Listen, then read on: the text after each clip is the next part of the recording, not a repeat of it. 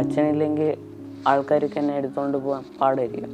First ഫ്ലോറിലാണ് ഇരിക്കുന്നത്. അപ്പോൾ stairs ഒക്കെ കയറാൻ പാടും. ഇടയ്ക്ക് വെച്ചിട്ട് ചേഞ്ച് ചെയ്യേണ്ടി വരും, ഡൈപ്പർ ചേഞ്ച് ചെയ്യേണ്ടി വരും. അപ്പോൾ അതൊക്കെ അച്ഛനെ പറ്റത്തുള്ളൂ.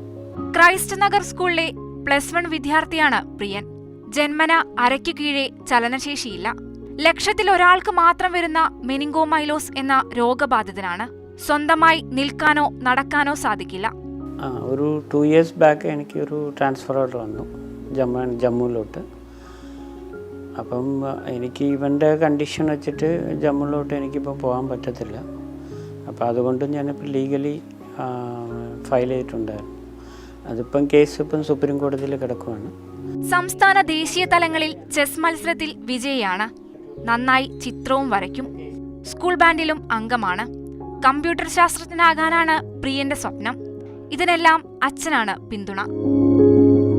അച്ഛൻ പോയാൽ എനിക്ക് സ്കൂളിൽ വരുന്നതും സ്കൂളിൽ നിന്ന് കൊണ്ടുവരുന്നതും വീട്ടിലെത്തുന്നതും പിന്നെ ബാത്റൂമിൽ പോകുന്നതും എൻ്റെ എക്സ്ട്രാ കരിക്കുലർ ആക്ടിവിറ്റീസ് അതെല്ലാം അച്ഛൻ ഇല്ലാതെ എനിക്ക് പറ്റത്തില്ല. പ്രിയൻ എല്ലാ കാര്യത്തിലും അച്ഛൻ വേണം. ഇതിനിടയിലാണ് പ്രിയന്റെ അച്ഛന് ജോലിയിൽ സ്ഥലം മാറ്റം. അത് പ്രിയന് സഹിക്കാനാവില്ല. അച്ഛനില്ലാതെ പ്രിയൻ അനങ്ങാൻ പോലുമാകില്ല.